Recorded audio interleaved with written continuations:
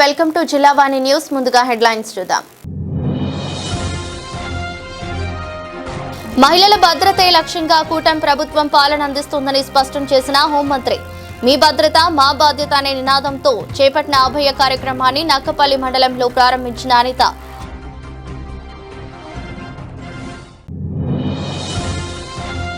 కిర్లంపూడిలో దివంగత మాజీ మంత్రి కాపు ఉద్యమ నేత ముద్ర కుటుంబ సభ్యులను పరామర్శించిన మాజీ మంత్రి యనమల. జిల్లా టీడీపీ అధ్యక్షుడు జ్యోతుల నవీన్ కుమార్ తో కలిసి పద్మనాభం తనయుడు గిరిని ఓదార్చిన రామకృష్ణుడు. విశాఖ జిల్లా పెందుర్తి మండలం చింతలగ్రహం కాలనీ నందు అంగరంగ వైభవంగా జరిగిన జగన్నాథ రథోత్సవాలు. లక్ష్మీపురం గ్రామంలోని శ్రీ గోపాలకృష్ణ దేవాలయం నందు మొదటి రోజు మత్స్య అవతారంలో దర్శనమిచ్చిన స్వామివారు.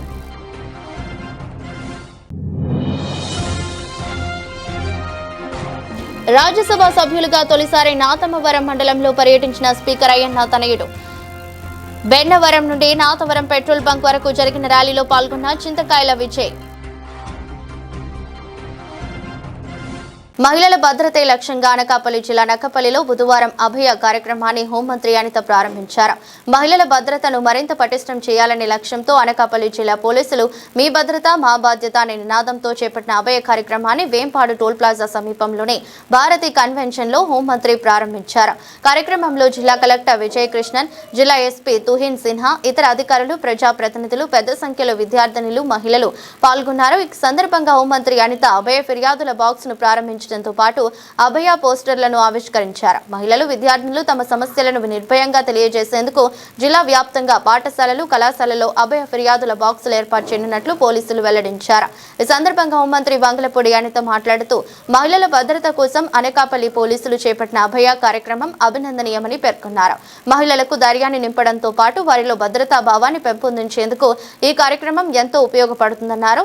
తల్లిదండ్రులు, విద్యార్థులు చట్టాలపై అవగాహన కలిగి ఉండాలని, ముఖ్యంగా సైబర్ నేరాల పట్ల ప్రతి ఒక్కరూ అప్రమత్తంగా ఉండాలని సూచించారు. సైబర్ నేరాల నియంత్రణ కోసం ప్రత్యేక టాస్క్ ఫోర్స్ ఏర్పాటు చేస్తున్నామని తెలిపారు. రాష్ట్ర ప్రభుత్వం శక్తి యాప్, శక్తి టీమ్స్ ద్వారా మహిళలకు రక్షణ కల్పిస్తోందని అన్నారు.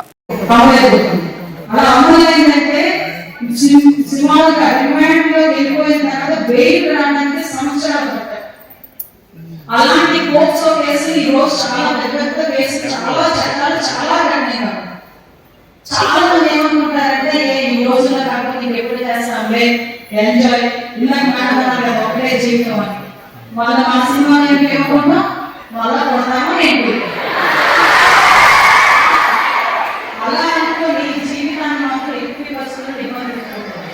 ఎస్ మీ అనుకోండి, మళ్ళా కొడతామా ఏంటి, మా అమ్మ నాన్న చెప్పినట్టుగా ఉందాం, మళ్ళా కొడతామా ఏంటి, మంచి ఉద్యోగం తెచ్చుకుందాం, మళ్ళా కొడతామా ఏంటి, మంచి ఎల్జీఎస్ రైట్ పెడదాం, సమాజంలో మంచి పేరుగా ఉందాం, అలా ఆలోచించుకోవాలి. కానీ ఈ మధ్య కాలంలో గాంజా అన్నది కూడా విపరీతంగా పిల్లల మధ్యలోకి వెళ్ళిపోయే పరిస్థితులు రాకూడదనే మేము వీకెండ్ ఏర్పాటు చేసి కల్టివేషన్ మొత్తం క్లోజ్ చేస్తాం.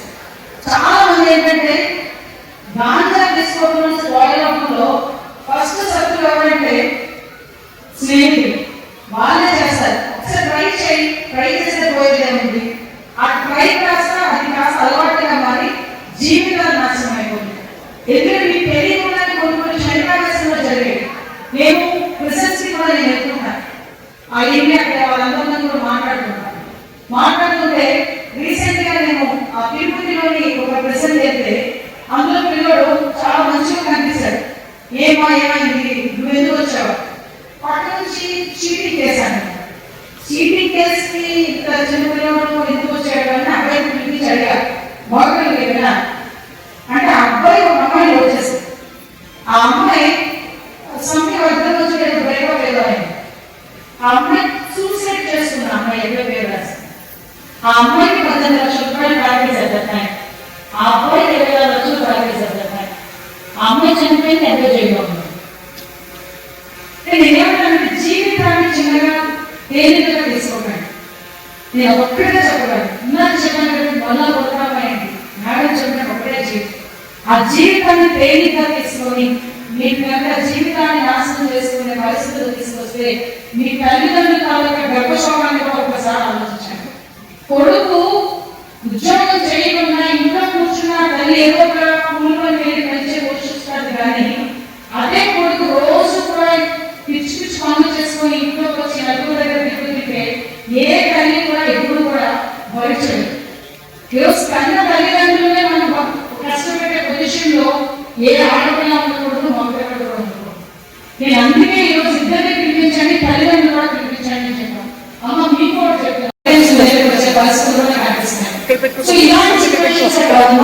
రోజులో చూసుకుంటే మనకి ఈ ట్రాఫిక్ సెక్యూరిటీ కూడా వచ్చేదని ఇప్పుడే నేను ఎస్పీ గారితో మాట్లాడాను.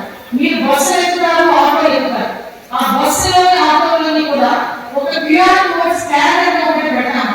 మీ అందరి దగ్గర ఎక్కడైనా మీకు ఆ ఆటో డ్రైవర్ కానీ ఎవరైనా మిమ్మల్ని ఇబ్బంది పెట్టాను అంటే అది లొకేషన్ సైతం మీ ఫోన్ లో జస్ట్ అది క్లిక్ చేస్తే చాలు, మీకు లొకేషన్ సైతం ఇబ్బందులు ఉన్నారని మా డిపార్ట్మెంట్ తెలిసి ఇమీడియట్ గా మీ దగ్గరికి వచ్చి ఏర్పాటు కూడా చేసుకునే దానికి ప్రతి ఒక్క ఆటోలోని ప్రతి ఒక్క బస్సులోని కూడా ఈ క్యూఆర్ కోడ్ పెట్టేస్తున్నాం.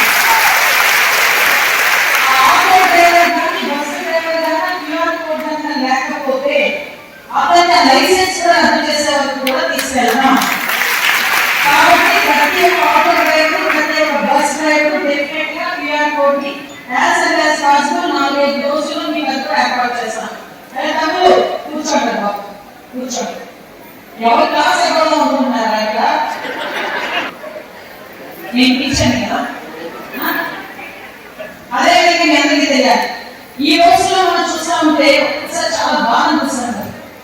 ఈ రోజులో చాలా మంది మనం వింటూ ఉంటాం, చిన్న పిల్లలు 6 సంవత్సరాల అమ్మాయి మీద అత్యాచారం అని, 5 సంవత్సరాల అమ్మాయి మీద అత్యాచారం అని, 3 సంవత్సరాల అమ్మాయి మీద అత్యాచారం అని, ఒక దుర్మార్గుడు అయితే 9 నెలల పిల్లల మీద అత్యాచారం చేస్తారు. అంటే ఎంత దరిద్రమైన పరిస్థితులు దిగజారిపోతున్నారో మనం కూడా చూసుకోవాలి. అందువల్ల ఆడపిల్లలే మన పిల్లల్ని మనం అయ్యో ఏం పిల్ల బుద్ధిగా ఉంది కదా ఎవరైనా ఒకసారి తీసుకెళ్తున్నా కూడా అనుకోకపోతే కానీ ఈ రోజుల్లో మా ఇంట్లో సొంత మనుషులు కూడా పిల్లలు దగ్గర తీసుకుంటే భయపడతారు. కాకినాడ జిల్లా కిర్లంపూడిలో దివంగత మాజీ మంత్రి కాపు ఉద్యమ నేత ముద్రగడ పద్మనాభం కుటుంబ సభ్యులను తెలుగుదేశం పార్టీ పోలిట్ బ్యూరో సభ్యుడు మాజీ ఆర్థిక మంత్రి యనమల రామకృష్ణుడు పరామర్శించారు.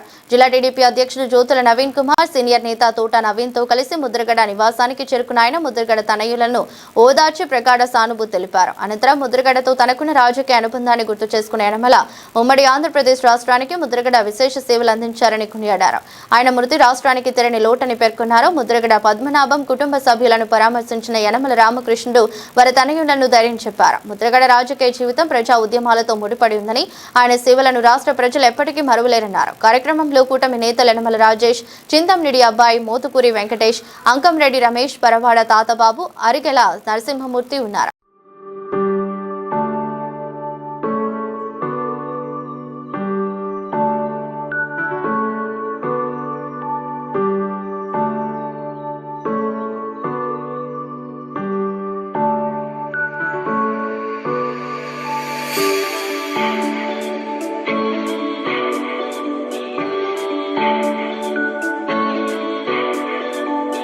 విశాఖ జిల్లా పెంతుర్తి మండలం చింతలగ్రహారం కాలానికి లక్ష్మీపురం గ్రామంలోని శ్రీ గోపాలకృష్ణ దేవాలయ ప్రాంగణంలో జగన్నాథోత్సవాలు అంగరంగ వైభవంగా ఆరంభమయ్యాయి. ఈ సందర్భంగా ఆలయ ప్రాంగణంలో ధ్వజారోహణం, మండపారాధనలతో పాటు శాంతి కళ్యాణ హోమాది కార్యక్రమాలను నిర్వహించారు. అలాగే ఉత్సవాల్లో మొదటి రోజున స్వామివారి తొలి రథయాత్ర కనుల పండుగగా సాగింది. మొదటి రోజు స్వామివారు మత్స్య అవతారంలో భక్తులకు దర్శనమందించారు. ఈ సందర్భంగా మీడియాతో కార్యక్రమ నిర్వాహకులు ఆళ్ల తాతారావు, రవి తదితరులు పాల్గొన్నారు. ఉత్సవ విశేషాలు వివరించారు. నారాయణ చింతలగ్రహారం కాలనీలో గల శ్రీ గోపాలకృష్ణ దేవాలయంలో జగన్నాథ రథోత్సవాలు ప్రారంభం అయ్యాయి. రాత్రి నిన్న స్వామివారి శాంతి కళ్యాణం చేయడం జరిగింది. అలాగే ఈరోజు ఉదయం స్వామివారి తొలి రథయాత్ర ప్రారంభం ఇక్కడ కృష్ణాలో ప్రారంభించి రామాలయం వరకు తీసుకెళ్ళి మళ్ళీ తిరిగి రామాలయం నుంచి కృష్ణాలోకి వచ్చి ఈరోజు స్వామివారు మత్స్యావతారంలో దర్శనమిస్తారు. జై శ్రీమన్నారాయణ. మండల కేంద్రమైన నాతవరంలో రాజ్యసభ సభ్యులుగా తొలిసారి పర్యటనకు వచ్చిన చింతకాయల విజయ్కు ఘన స్వాగతం లభించింది.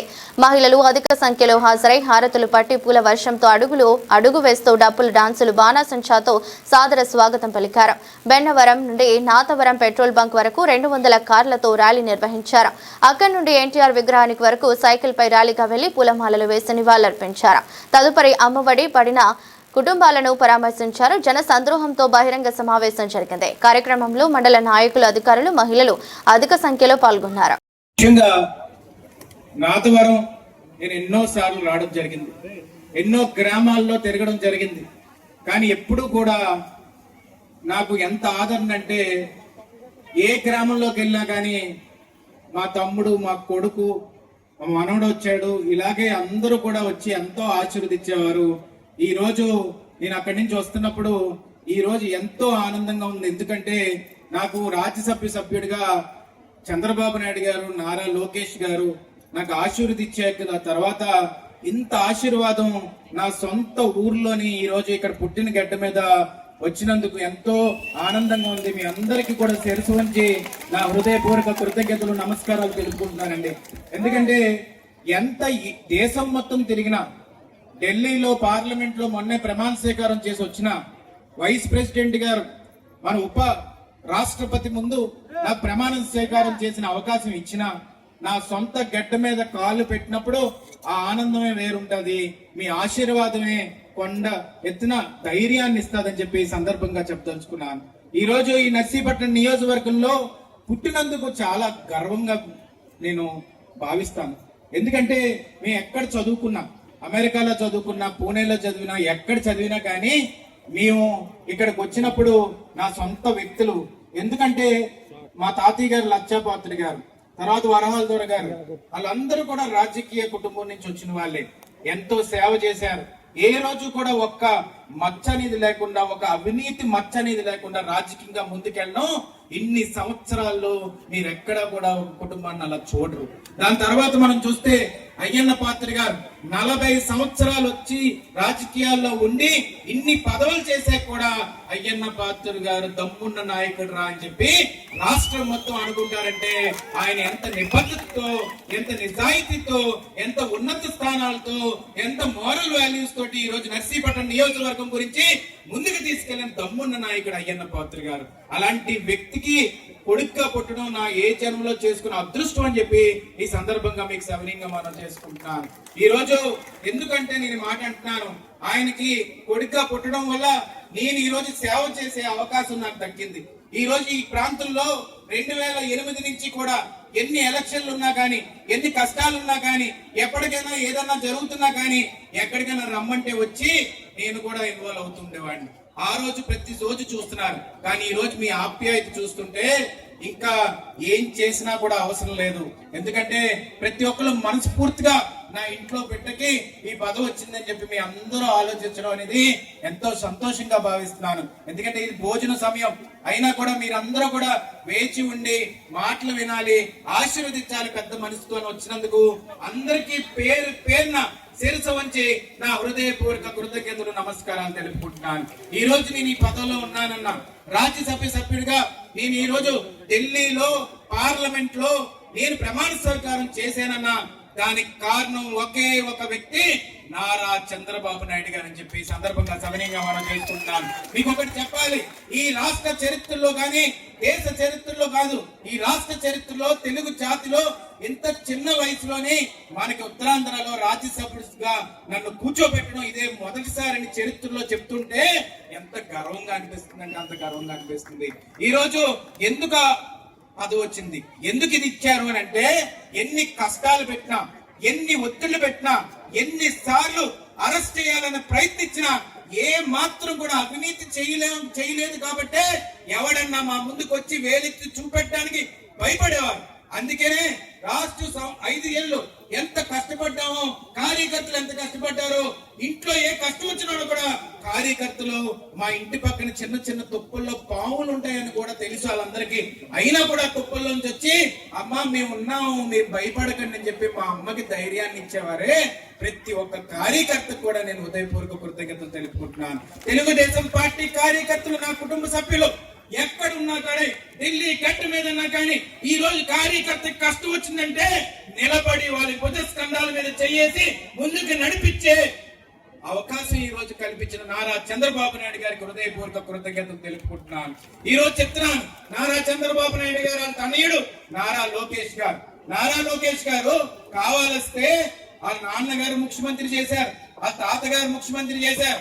అయినా కానీ 3900 కిలోమీటర్ల పైన ఈ రోజు 4000 కిలోమీటర్ల దాకా రాష్ట్రం అంతా నడిచి మన మహిళల కష్టాలు తెలుసుకొని, పేదవాళ్ళ కష్టాలు తెలుసుకొని, యువకుల కష్టాలు తెలుసుకొని, యువకులం అనే పేరుతోటి వాడ ఊరు ఇంటింటా తిరిగి మన కోసం ఈ రోజు ఎడ్యుకేషన్ మినిస్టర్ గా ప్రమాణ స్వీకారం చేసిన తర్వాత ఈ రోజు ఒక ఇంటికి వెళ్ళాం, కాలనీలోని తల్లికి వందనంగా అమ్మొచ్చింది.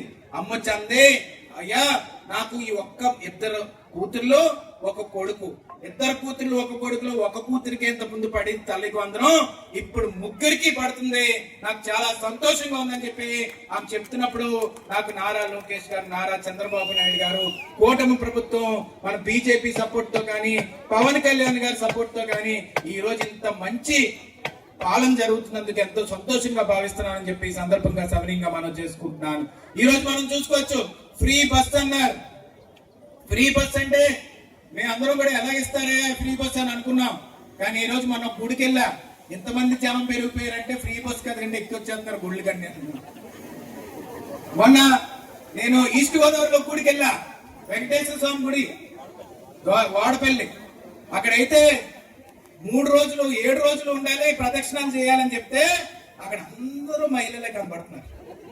ఏంటిది ఎంతమంది వస్తున్నారు, ఎంతమంది? ఫ్రీ బస్ ఇవ్వండి అంటున్నారు. ఈ రోజు ఆ ఫ్రీ బస్ అన్నప్పుడు మగవాళ్ళకి సీట్లు దొరకట్లా.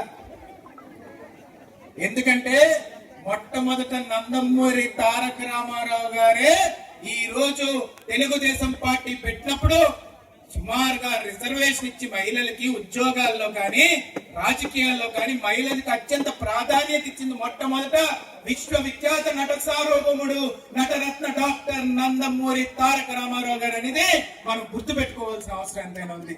మన చంద్రబాబు నాయుడు గారు, నారా లోకేష్ గారు, పవన్ కళ్యాణ్ గారు, బీజేపీ కూటమి ప్రభుత్వం వచ్చిన తర్వాత, ఫ్రీ బస్ వచ్చిన తర్వాత ఆడవాళ్ళందరూ లోపలికి ఎక్కిన తర్వాత మగవాళ్ళ డామినేషన్ లేదు. ఇంకా సీట్ అడగడానికి కూడా భయపడుతున్నారు. కొన్ని వీడియోలు చూశాను, కొట్టేస్తున్నారు అనుకున్నాను. కొన్ని వీడియోలు చూసినప్పుడు లేచి బయటకు వెళ్ళి అంటున్నారు. ఏం చేయలేం. రేపు రానున్న రోజుల్లో 33% రాజకీయ రిజర్వేషన్ గాని వచ్చాక ఎంత ప్రగతిలోని ఈ సమాజం ముందుకెళ్తుందో ఆడవాళ్ళ ద్వారా అనేది మన కళ్ళతో చూస్తామని చెప్పి ఈ సందర్భంగా సవినీయంగా మనం చేసుకుంటాను. ఆ రిజర్వేషన్ బిల్లు కూడా రానున్న రోజుల్లో పార్లమెంట్ లోకి వస్తే ఇక్కడ పుట్టిన మీ విజయ్గా నాకు ఓటేసే హక్కు ఈ రోజు రాజ్యసభ సభ్యుడిగా వచ్చిందని చెప్పి ఈ సందర్భంగా సవినీయంగా మనం చేసుకుంటున్నాను. చంద్రబాబు నాయుడు గారు, నారా లోకేష్ గారు నాకు ఆశీర్వదించే తర్వాత ఇంత ఆశీర్వాదం నా సొంత ఊర్లోని ఈరోజు ఇక్కడ పుట్టిన గడ్డ మీద వచ్చినందుకు ఎంతో ఆనందంగా ఉంది. మీ అందరికీ కూడా శిరసు వంచి నా హృదయపూర్వక కృతజ్ఞతలు, నమస్కారాలు తెలుపుకుంటున్నానండి. ఎందుకంటే ఎంత దేశం మొత్తం తిరిగినా, ఢిల్లీలో పార్లమెంట్లో మొన్నే ప్రమాణ స్వీకారం చేసి వచ్చిన వైస్ ప్రెసిడెంట్ గారు మన ఉప రాష్ట్రపతి ముందు నాకు ప్రమాణ స్వీకారం చేసిన అవకాశం ఇచ్చిన, నా సొంత గడ్డ మీద కాలు పెట్టినప్పుడు ఆ ఆనందమే వేరుంటుంది. మీ ఆశీర్వాదమే కొండ ఎత్తున ధైర్యాన్ని ఇస్తుందని చెప్పి ఈ సందర్భంగా చెప్పదలుచుకున్నాను. ఈరోజు ఈ నర్సీపట్నం నియోజకవర్గంలో పుట్టినందుకు చాలా గర్వంగా నేను భావిస్తాను. ఎందుకంటే మేము ఎక్కడ చదువుకున్నా, అమెరికాలో చదువుకున్నా, పూణేలో చదివినా, ఎక్కడ చదివినా కానీ మేము ఇక్కడికి వచ్చినప్పుడు నా సొంత వ్యక్తులు, ఎందుకంటే మా తాతయ్య గారు లక్షాపాత్రి గారు, తర్వాత వరహాల దొర గారు, వాళ్ళందరూ కూడా రాజకీయ కుటుంబం నుంచి వచ్చిన వాళ్ళే. బిడ్డకి ఈ పదవి వచ్చిందని చెప్పి మీ అందరూ ఆలోచించడం అనేది ఎంతో సంతోషంగా భావిస్తున్నాను. ఎందుకంటే ఇది భోజన సమయం అయినా కూడా మీరందరూ కూడా వేచి ఉండి మాటలు వినాలి, ఆశీర్వదించాలి. పెద్ద మనసుతో వచ్చినందుకు అందరికీ పేరున శిరసు వంచి నా హృదయపూర్వక కృతజ్ఞతలు, నమస్కారాలు తెలుపుకుంటున్నాను. ఈరోజు నేను ఈ పదవిలో ఉన్నానన్న, రాజ్యసభ సభ్యుడిగా నేను ఈరోజు ఢిల్లీలో పార్లమెంట్లో నేను ప్రమాణ స్వీకారం చేశానన్నా దానికి కారణం ఒకే ఒక వ్యక్తి, నారా చంద్రబాబు నాయుడు గారు అని చెప్పి ఈ సందర్భంగా సవినీయంగా మనం చేసుకుంటున్నాను. మీకు ఒకటి చెప్పాలి, ఈ రాష్ట్ర చరిత్రలో కానీ దేశ చరిత్రలో కాదు, ఈ రాష్ట్ర చరిత్రలో తెలుగు జాతిలో ఇంత చిన్న వయసులోనే మనకి ఉత్తరాంధ్రలో రాజ్యసభ్యుడిగా నన్ను కూర్చోబెట్టడం ఇదే మొదటిసారని చరిత్రలో చెప్తుంటే ఎంత గర్వంగా అనిపిస్తుంది అంటే అంత గర్వంగా అనిపిస్తుంది. ఈరోజు ఎందుకు పదవి వచ్చింది, ఎందుకు ఇది ఇచ్చారు అని అంటే, ఎన్ని కష్టాలు పెట్టినా, ఎన్ని ఒత్తిళ్లు పెట్టినా, ఎన్నిసార్లు అరెస్ట్ చేయాలని ప్రయత్నించినా ఏ మాత్రం కూడా అవినీతి చేయలేదు కాబట్టే ఎవడన్నా మా ముందుకు వచ్చి వేలెత్తి చూపెట్టడానికి భయపడేవారు. అందుకనే రాష్ట్ర 5 ఏళ్ళు ఎంత కష్టపడ్డామో, కార్యకర్తలు ఎంత కష్టపడ్డారో, ఇంట్లో ఏ కష్టం వచ్చినా కూడా కార్యకర్తలు మా ఇంటి పక్కన చిన్న చిన్న తుప్పల్లో పాములు ఉంటాయని కూడా తెలుసు వాళ్ళందరికీ. అయినా కూడా తుప్పల్లోంచి వచ్చి అమ్మ మేము ఉన్నాము, మీరు భయపడకండి అని చెప్పి మా అమ్మకి ధైర్యాన్ని ఇచ్చేవారే. ప్రతి ఒక్క కార్యకర్తకు కూడా నేను హృదయపూర్వక కృతజ్ఞతలు తెలుపుకుంటున్నాను. తెలుగుదేశం పార్టీ కార్యకర్తలు, నా కుటుంబ సభ్యులు ఎక్కడున్నా కానీ, ఢిల్లీ గట్టు మీద ఉన్నా కానీ, ఈ రోజు కార్యకర్తకి కష్టం వచ్చిందంటే నిలబడి వాళ్ళకి భుజస్కంధాల మీద చేయేసి ముందుకు నడిపించే అవకాశం ఈ రోజు కల్పించిన నారా చంద్రబాబు నాయుడు గారికి హృదయపూర్వక కృతజ్ఞతలు తెలుపుకుంటున్నాను. ఈ రోజు చెప్తున్నాను, నారా చంద్రబాబు నాయుడు గారు వాళ్ళ తనయుడు నారా లోకేష్ గారు కావాలస్తే వాళ్ళ నాన్నగారు ముఖ్యమంత్రి చేశారు, వాళ్ళ తాతగారు ముఖ్యమంత్రి చేశారు. అయినా కానీ 3900 కిలోమీటర్ల పైన ఈరోజు 4000 కిలోమీటర్ల దాకా రాష్ట్రం అంతా నడిచి మన మహిళల కష్టాలు తెలుసుకొని, పేదవాళ్ళ కష్టాలు తెలుసుకొని, యువకుల కష్టాలు తెలుసుకొని, యువగలం అనే పేరుతోటి వాడ ఊరు ఇంటింటా తిరిగి మన కోసం ఈరోజు ఎడ్యుకేషన్ మినిస్టర్గా ప్రమాణ స్వీకారం చేసిన తర్వాత ఈరోజు ఒక ఇంటికి వెళ్ళాను, కాలనీలోని. తల్లికి వందనం అమ్మొచ్చింది. అమ్మొచ్చి అంది, అయ్యా నాకు ఈ ఇద్దరు కూతుర్లు ఒక కొడుకు, ఒక కొడుకులో ఒక కూతురికి ఎంత ముందు పడి తల్లికి వందనం, ఇప్పుడు ముగ్గురికి పడుతుంది, నాకు చాలా సంతోషంగా ఉందని చెప్పి ఆమె చెప్తున్నప్పుడు నాకు నారా లోకేష్ గారు, నారా చంద్రబాబు నాయుడు గారు, కూటమి ప్రభుత్వం మన బీజేపీ సపోర్ట్తో కానీ, పవన్ కళ్యాణ్ గారి సపోర్ట్తో కానీ ఈరోజు ఇంత మంచి పాలన జరుగుతున్నందుకు ఎంతో సంతోషంగా భావిస్తున్నానని చెప్పి సందర్భంగా సవినీయంగా మనం చేసుకుంటున్నాను. తూర్పు కనుమల్లో కొలువై ఉన్న శ్రీ తలంపులమ్మ అమ్మవారి ఆషాఢ మాసోత్సవాలు ఈ నెల 17వ తేదీ నుంచి వైభవంగా ప్రారంభం కానున్నాయి. ఈ నేపథ్యంలో ఉత్సవాల నిర్వహణకు సంబంధించిన ఏర్పాట్లపై ఆలయ కార్యనిర్వహణాధికారి, ధర్మకర్తల మండలి అధ్యక్షుల అధ్యక్షతన ప్రభుత్వ అధికారులు, వ్యాపారస్తులు, గ్రామస్తులతో సమీక్ష సమావేశం ఈవో విశ్వనాథరాజు నిర్వహించారు. ఆషాఢ మాసోత్సవాలకు లక్షలాది మంది భక్తులు తరలివచ్చే నేపథ్యంలో భక్తులకు ఎలాంటి ఇబ్బందులు కలగకుండా అన్ని శాఖల సమన్వయంతో పకడ్బందీ ఏర్పాట్లు చేయాలని ఈ సమావేశంలో నిర్ణయించారు. తాగునీరు, పారిశుద్ధ్యం, ట్రాఫిక్ నియంత్రణ, వాహనాల పార్కింగ్, భద్రతా ఏర్పాట్లు, వైద్య సేవలు, అటవీ ప్రాంతాల్లో భక్తుల రాకపోకలపై ప్రత్యేక చర్యలు చేపట్టాలని అధికారులకు సూచించారు. ఉత్సవాల సమయంలో భక్తులకు మెరుగైన సౌకర్యాలు కల్పించేందుకు అన్ని శాఖలు సమన్వయంతో పనిచేయాలని కోరారు. ఈ సమీక్ష సమావేశంలో మండల రెవెన్యూ అధికారి, మండల అభివృద్ధి అధికారి, తుని రూరల్ సిఐ, ఎస్ఐ, అటవీ శాఖ రేంజర్, గ్రామ పంచాయతీ అధికారులు పాల్గొన్నారు. మన కస్టమరే మన దేవుడు. మన దేవాలయానికి వచ్చి భక్తుడే మన కస్టమరు. అతను కొన్న టికెట్, అతను ఉండిలో ఇచ్చిన డబ్బులు, దాని ద్వారానే మేము కానీ మా సిబ్బంది కానీ మేమందరూ జీతాలు తీసుకుంటూ పనిచేస్తాం. అందుకని మన భగవంతుడికి ఎంత విశ్వాసంగా, భక్తి విశ్వాసంతో ఉంటామో ఆ భక్తుడి పట్ల కూడా మనం అంతా వినయ విధేయతలతో మనం ఉండవలసిన అవసరం ఉంది. అలాగే షాపుల వాళ్ళు కూడా కస్టమరే మీ దేవుడు, మీకు రూపాయి ఇచ్చి మీ దగ్గర సరుకుంటున్నాడంటే అతను కొంటేనే మన షాప్ నిర్వహణ జరుగుతుంది. అతని మీద చిరాకు పడకుండా, అధిక రేట్లు వేయకుండా. డీమార్ట్లు అనేది ప్రతి ఊరికి మనం సాధారణంగా అమ్మితే వచ్చే చూడండి. మీరు ఎప్పుడైనా మనం ఈ డీమార్ట్ లేకపోతే ఏదో కొన్ని షాపింగ్స్కి ఎక్కువ వెళ్తూ ఉంటారు. ఎందుకంటే అక్కడ ఒక రూపాయి తక్కువకి ఇస్తున్నారని చెప్పేసి, అవునా కదా? ఒక రూపాయి తక్కువకి ఇచ్చిన చోట ఎక్కువ మంది వస్తారా, ఒక రూపాయి ఎక్కువగా ఇచ్చిన చోట ఎక్కువ మంది వస్తారా? సో మీరు గుర్తుపెట్టుకోవాల్సిన అంశం ఏంటంటే, అలాంటి షాపుల్లో వేలు మంది ఉంటే ఆ షోరూమ్లో చాలా తక్కువ మంది, లిమిటెడ్ పీపుల్ మాత్రమే వెళ్తారు. అంటే సోఫిస్టికేటెడ్కి వెళ్ళి సోఫిస్టికేటెడ్గా వచ్చేసేవాడు. కాబట్టి ఏంటంటే మనం ధరలు ఎక్కువగా అమ్మితే నీ దగ్గరికి వచ్చేవాళ్ళు, నీకు వచ్చేవాళ్ళలో సగం మంది కూడా రారు. అదే నువ్వు నిర్దిష్టమైన ధరలకు అమ్మితే నీకు వచ్చేవాళ్ళ కంటే రెట్టింపు సంఖ్యలో నీ దగ్గరికి వస్తారు. సో దాంతో నీ లాభం నీవు ఎక్కువ ధరలకు అమ్మేదానికంటే చాలా ఎక్కువ వస్తుంది. సో చాలా చిన్న విషయాలే, కానీ పెద్ద మార్పులు తీసుకొచ్చే విషయాలన్నీ కూడా. సో తప్పనిసరిగా మనం మంచి డిసిప్లిన్తో, మంచి పరిశుభ్రతతో, మంచి వాతావరణంతో, మంచి టూరిజం స్పాట్, ఇది ఒక మంచి టూరిజం స్పాట్ మనకు అన్నవరం వెళ్తే ఖచ్చితంగా వెళ్ళాలి అనే అంత బలమైనటువంటి ఇది అందరికీ రావాలి. అంత మహత్తు కలిగినటువంటి దేవత ఇది. మనం అందరికీ ప్రచారం జరిగేలాగా మనం అందరం కూడా అంత డిసిప్లిన్ కలిగి ఉండాలని అందరినీ కోరుతున్నాను. Thank you. రాష్ట్రంలోనే మొట్టమొదటి ఎంఆర్ఎఫ్ యూనిట్ను పెందుర్తి నియోజకవర్గం రాజయ్యపేట గ్రామంలో దాతల సహకారంతో ప్రభుత్వం ఆరంభించింది. ఈ కార్యక్రమానికి ముఖ్య అతిథులుగా జిల్లా జాయింట్ కలెక్టర్ విద్యాధరి, పెందుర్తి శాసనసభ్యుడు పంచకర్ల రమేష్ బాబు హాజరై స్థానిక నాయకులతో కలిసి లాంఛనంగా ప్రారంభించారు. అలాగే చెత్త సేకరణకు అవసరమయ్యే నూతన వాహనాలను అతిథులు ఆరంభించారు. అనంతరం ఇక్కడ జరిగిన సభా కార్యక్రమంలో అతిథులు ప్రసంగిస్తూ ఎంతటి బృహత్ కార్యక్రమం అయినా ఇంటి నుంచే ఆరంభం కావాలని పిలుపునిచ్చారు. తద్వారా వచ్చే ఫలితం జీవితం రాష్ట్రాన్ని దేశాన్ని కూడా అభివృద్ధి పదంలో నడిపిస్తుందని సూచించారు.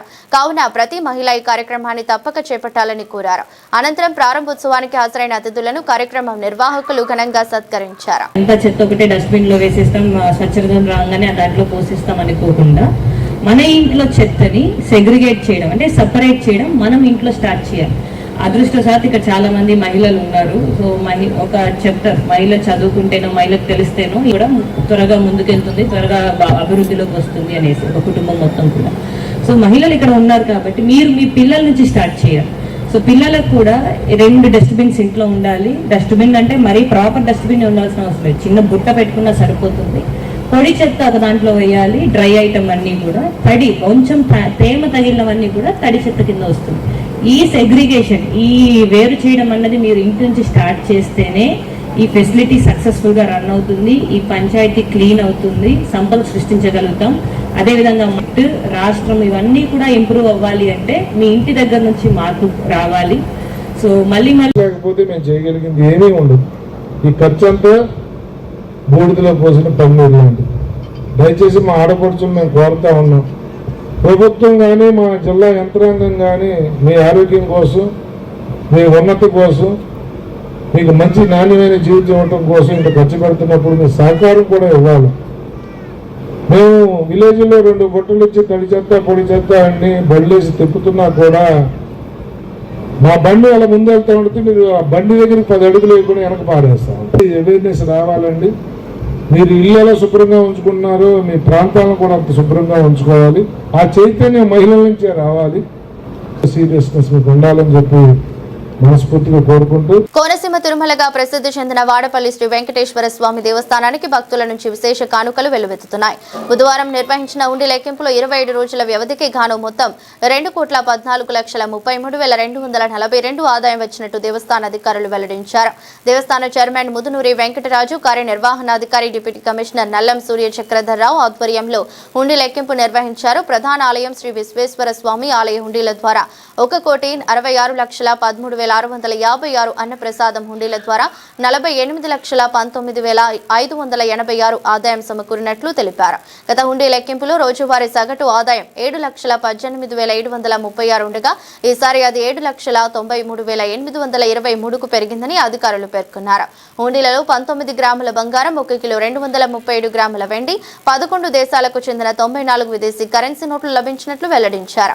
హుండీ లెక్కింపు కార్యక్రమంలో ధర్మకర్తలు రాంబాబు, టి సాయి ప్రసాద్, శ్రీ సత్యనారాయణ, ఎం త్రిమూర్తులు, అర్చకులు వి సుందర, శేషావతారం పాల్గొన్నారు. Assistant commissioner D Suresh Babu, అధికారులు ఎం రాధాకృష్ణ, బి కిరణ్, ఎం సత్యనారాయణ పర్యవేక్షించారు. అర్చకులు, వేద పండితులు, గ్రామస్తులు, శ్రీవారి సేవకులు, కరూర్ వైశ్య బ్యాంక్ ప్రతినిధులు, పోలీసులు, దేవస్థాన సిబ్బంది పాల్గొన్నారు. కాకినాడ జిల్లా పిఠాపురం నియోజకవర్గ శాసనసభ్యులు, ఆంధ్రప్రదేశ్ రాష్ట్ర ఉప ముఖ్యమంత్రి కొణిదెల పవన్ కళ్యాణ్ ఆదేశానుసారం పిఠాపురం అభివృద్ధిలో భాగంగా 14వ వార్డులో 4.60 లక్షల నిధులతో కాలువల నిర్మాణ పనులను ప్రారంభించారు. ఈ పనులను పరిశీలించేందుకు పిఠాపురం పట్టణ జనసేన పార్టీ అధ్యక్షులు డాక్టర్ చిక్కల వరలక్ష్మి రమణారావు ఆధ్వర్యంలో జనసేన పార్టీ 14వ వార్డు ఇన్ఛార్జ్ వనం వీరబాబు, కమిటీ సభ్యులు పనులు పరిశీలించారు. ఈ సందర్భంగా పట్టణ అధ్యక్షులు డాక్టర్ వరలక్ష్మి మాట్లాడుతూ పిఠాపురం అభివృద్ధి కోసం ఉప ముఖ్యమంత్రి పవన్ కళ్యాణ్ నిరంతరం కృషి చేస్తూ ప్రజలకు మౌలిక వస్తువుల నిధులు విడుదల చేస్తున్నారని తెలిపారు. కాలువల నిర్మాణంలో నాణ్యతతో పనిచేయాలని కాంట్రాక్టర్ కు సూచనలు చేశారు.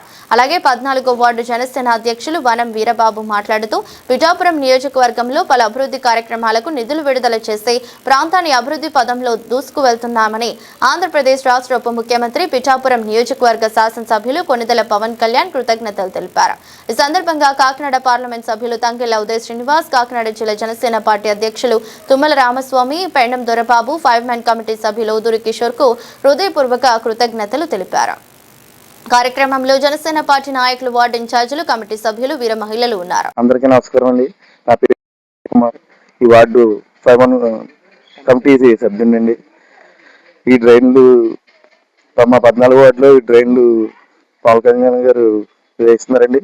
నిజంగా ఆయన కృతజ్ఞతలు. అందరికీ నమస్కారం అండి. నేను డాక్టర్ సిహెచ్ వరలక్ష్మి, పిఠాపురం జనసేన పట్టణ టౌన్ ఇన్ఛార్జ్ అండి. మనకి ఈ 14వ వార్డులో మన పిఠాపురం ఎమ్మెల్యే గారు, తర్వాత మన రాష్ట్ర ఉప ముఖ్యమంత్రి గారు శ్రీ కొణిదెల పవన్ కళ్యాణ్ గారి ఆదేశానుసారం ప్రతి వార్డులో కూడా డ్రైన్లు, రోడ్లు అన్నవి వర్క్ చాలా తొందరగా పూర్తి చేయాలన్న ఉద్దేశంతో త్వరితగిన పనులు ప్రారంభమయ్యాయండి. ఈ 14వ వార్డులో మొత్తం 4 డ్రైన్లు శాంక్షన్ అయ్యాయి. వాటికి సంబంధించి ఈ రోజు వర్క్ స్టార్ట్ చేయడం జరిగిందండి.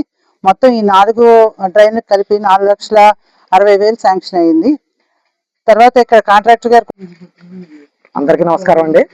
నా పేరు వనం వీరబాబు, 14వ వార్డు జనసేన పార్టీ ఇన్ఛార్జిని అండి. మా ఉప ముఖ్యమంత్రి వర్యులు, పిఠాపురం నియోజకవర్గ శాసనసభ్యులు శ్రీ కొణిదెల పవన్ కళ్యాణ్ గారి ఆదేశానుసారం ఈరోజు ఈ 14వ వార్డులో డ్రైన్లు ప్రారంభించడం జరిగిందండి. ఇక్కడ ఈ డ్రైన్లన్నీ ముందుగా పాడైపోవడం, చిన్నగా ఉండడం వల్ల వాటర్ రావడం అది ఇబ్బందిగా ఉండేది. ఇక్కడ ప్రజల ఇబ్బందులు చూసి పవన్ కళ్యాణ్ గారు కావాలి శాంక్షన్ చేయడం జరిగిందండి. మొత్తం ఈ 14వ వార్డులో 4 డ్రైన్లు శాంక్షన్ చేయడం జరిగింది. 4.60 4,60,000 రూపాయలు శాంక్షన్ చేయడం జరిగింది. పిఠాపురం అభివృద్ధి కార్యక్రమంలో భాగంగా ప్రతి వార్డుకి కూడా పవన్ కళ్యాణ్ గారు కాలువలు అవి వేస్తున్నారు.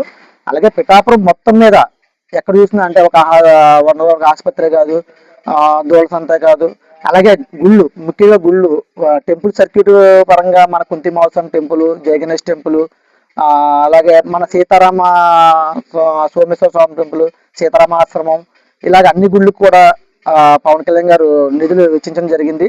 ఆయన ఆరోగ్యం బాగోకపోయినా సరే, కుటుంబాన్ని చర్చలు చేయించుకున్నా సరే, అభివృద్ధి కార్యక్రమాలు ఆగకూడదని ప్రతి పిఠాపురం నియోజకవర్గంలో ఎక్కడెక్కడ నిధులు ఇస్తూ ఆయన వచ్చినా రాకపోయినా కార్యక్రమాలు ఆగకుండా చేస్తున్నారండి. దీనికి నాకు ఈ పవన్ కళ్యాణ్ గారికి ప్రత్యేక కృతజ్ఞతలు మా వార్డు తరఫున, మా పిఠాపురం నియోజకవర్గ ప్రజల తరఫున, అందరి తరఫున కృతజ్ఞతలు తెలుపుకుంటున్నానండి.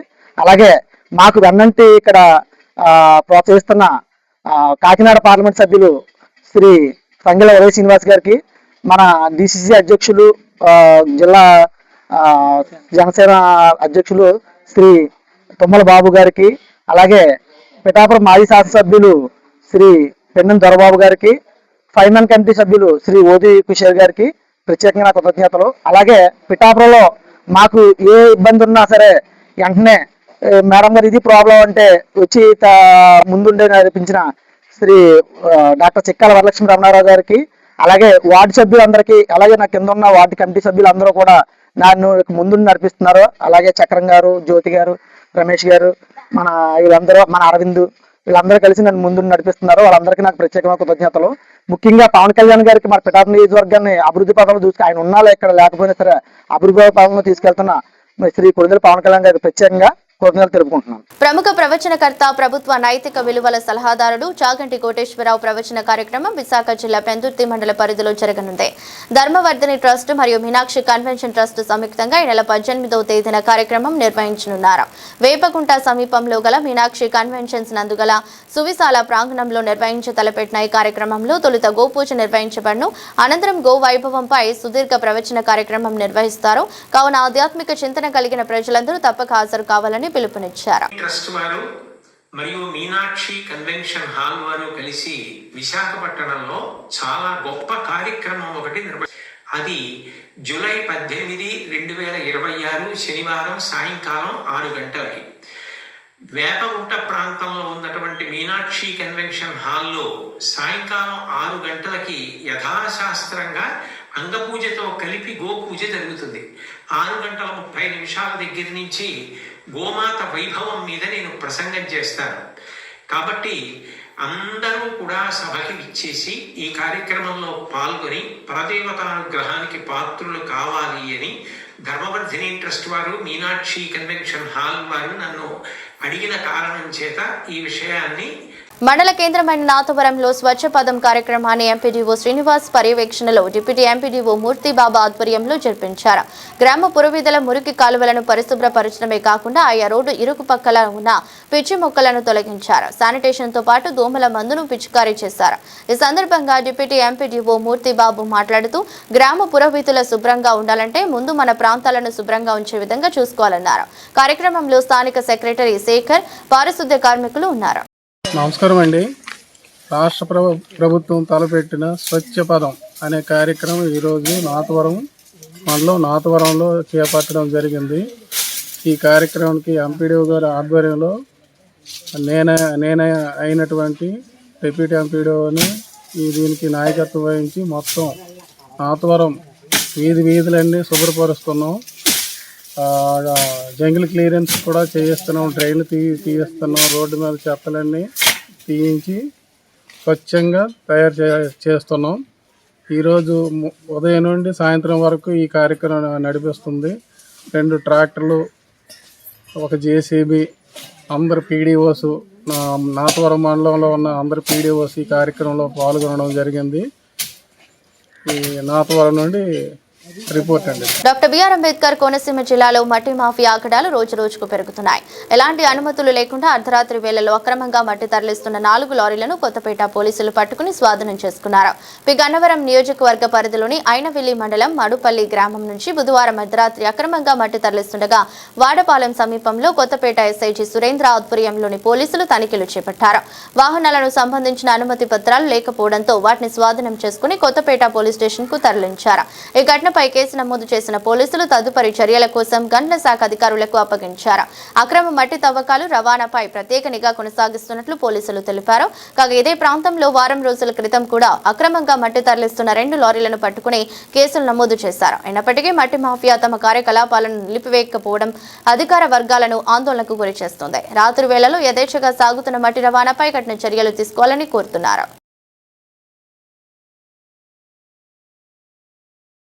ఎన్టీఆర్ జిల్లా మైలవరం నియోజకవర్గం జి కొండూరు మండలం TDP irrigation development corporation director Ankem Indira Priyadarshini మరియు అంకెం సురేష్లు చేసిన వ్యాఖ్యలకు జి కొండూరు మండల వైసీపీ మహిళా అధ్యక్షురాలు రాజాపు మాధవి వివరణ ఇస్తూ, సురేష్ అన్న ఒకటే చెప్పు, కల్తీ మద్యం కేసులో మా నాయకుడు జోగి రమేష్ జైలుకు వెళ్లారు అని, వేలాది మంది ఆ కల్తీ మద్యం వలన ప్రాణాలు కోల్పోయారని వదనమ్మ ఇందిరా ప్రియదర్శిని చాలాసార్లు ప్రెస్ మీట్లు పెట్టి సోషల్ మీడియాలో అల్లరి చేశారు అన్న.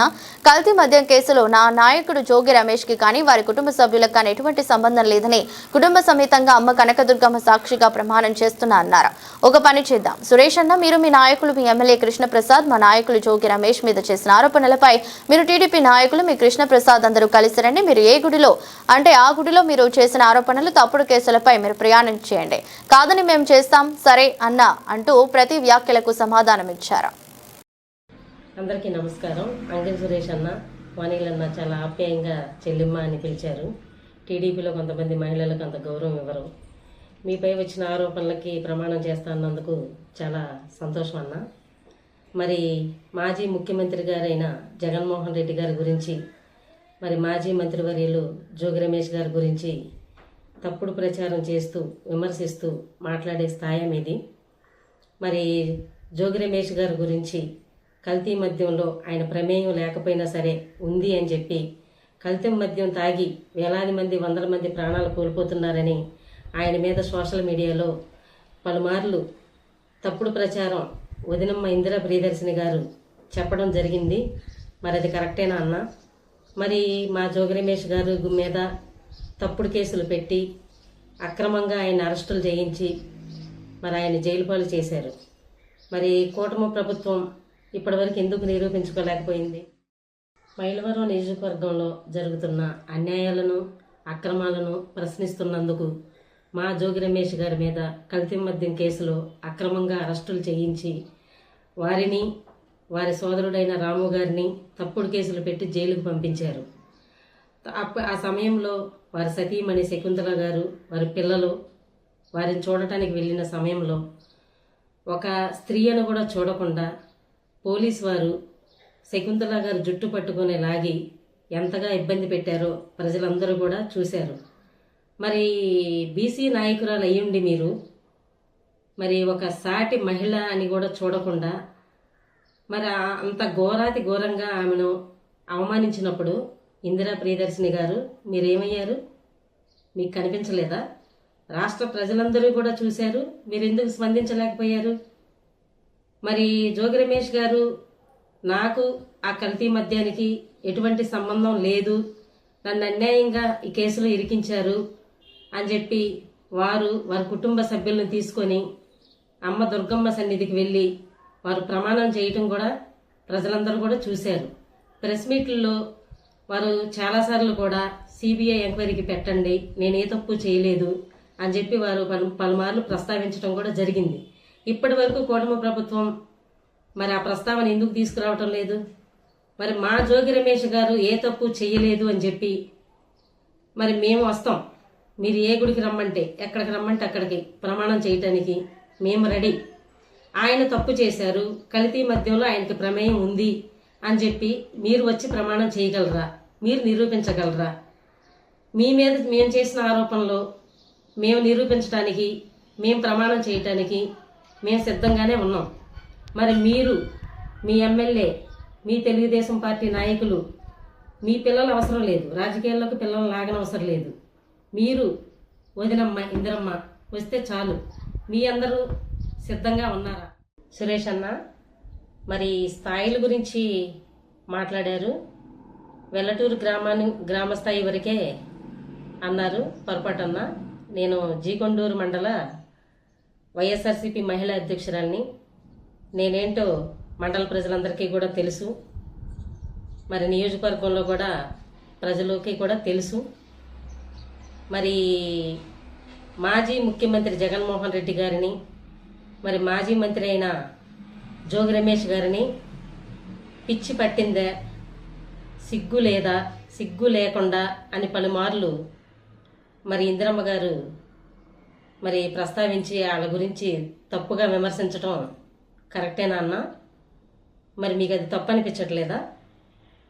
మరి వాళ్ళ స్థాయి ఏంటి, మరి మీ స్థాయి ఏంటి మీకు అర్థం అవ్వట్లేదా? స్థాయిల గురించి మాట్లాడేటప్పుడు మన స్థాయి ఏంటో కూడా మనం గుర్తుపెట్టుకోవాలన్నా. ఎందుకంటే గౌరవం అనేది స్థాయిని బట్టే కాదు, సాటి మనిషిగా ఒకరినొకరిని గౌరవించుకోవచ్చు. మావిగన్ మా జగన్మోహన్ రెడ్డి గారు బడుగు బలహీన వర్గాలను దృష్టిలో పెట్టుకొని వారి భవిష్యత్తు బాగుండాలని కోరుకుంటూ భావితరాలకు నిదర్శనంగా ఉండాలి అని మావిగన్ను ప్రకటించడం జరిగింది. Machilipatnam fort, Vijayawada airport, government hospitals, medicals, railway station, bus stand, ఇంకా గుంటూరుకు వచ్చేసరికి మిర్చి యాడ్స్, వాణిజ్యపరంగా వైద్యపరంగా హాస్పిటల్స్, అన్ని విధాలుగా ఈ 3 మహానగరాలను కలుపుకొని ప్రజలకు అందుబాటులో ఉంటుంది. మావిగనైతే బాగుంటుంది. సామాన్య ప్రజలు మావిగన్లో జీవించగలరు. సామాన్యుడు ఒక సెంటు భూమి కొనుక్కొని ఒక ఇల్లు నిర్మించుకొని బ్రతకగలడు అని భావించి మా జగన్మోహన్ రెడ్డి గారు మావిగనైతే బాగుంటుంది అని ప్రకటించడం జరిగింది. మరి మీరు ప్రకటించిన అమరావతిలో మరి గత 5 సంవత్సరాలు, మీరు అధికారంలో ఉన్న 5 సంవత్సరాలు రైతుల వద్దల నుండి భూములు తీసుకోవడానికే మీకు సరిపోయింది. ఈ 2 సంవత్సరాల్లో మీరు 3 లక్షల కోట్లు అప్పులు చేసి ప్రజా సంక్షేమాన్ని గాలికి వదిలేశారు, అమరావతిని నీటికి వదిలేశారు. అమరావతిలో సామాన్యుడు ఒక్క సెంటు భూమి కొనుక్కొని ఇల్లు నిర్మించుకోగలడా, జీవించగలడా? మరి అదే మావిగన్లో అయితే బడుగు బలహీన వర్గాలకి అందుబాటులో ఉండే విధంగా మా జగన్మోహన్ రెడ్డి గారు ఆలోచన చేసి మావిగన్ని ప్రకటించారు. మరి అమరావతి బడాబాబుల రాజధాని, పేద ప్రజల రాజధాని కాదు. వార్తలు ముగించే ముందు మరోసారి హెడ్లైన్స్. మహిళల భద్రతే లక్ష్యంగా కూటమి ప్రభుత్వం పాలన అందిస్తుందని స్పష్టం చేసిన హోంమంత్రి. మీ భద్రత మా బాధ్యత అనే నినాదంతో చేపట్టిన అభయ కార్యక్రమాన్ని నక్కపల్లి మండలంలో ప్రారంభించిన అనిత.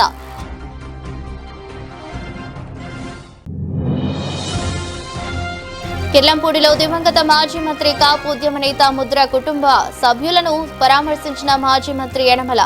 జిల్లా టీడీపీ అధ్యక్షుడు జ్యోతుల నవీన్ కుమార్ తో కలిసి పద్మనాభం తనయుడు గిరిని ఓదార్చిన రామకృష్ణుడు. విశాఖ జిల్లా పెందుర్తి మండలం చింతలగ్రహం కాలనీ నందు అంగరంగ వైభవంగా జరిగిన జగన్నాథ రథోత్సవాలు. లక్ష్మీపురం గ్రామంలోని శ్రీ గోపాలకృష్ణ దేవాలయం నందు మొదటి రోజు మత్స్య అవతారంలో దర్శనమిచ్చిన స్వామివారు.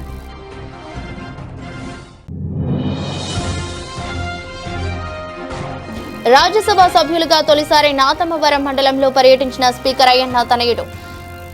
బెన్నవరం నుండి నాతవరం పెట్రోల్ బంక్ వరకు జరిగిన ర్యాలీలో పాల్గొన్న చింతకాయల విజయ్. ఇది రోజు బులెటిన్. మరో బులెటిన్లో మళ్ళీ కలుద్దాం. అంతవరకు సెలవు. నమస్కారం.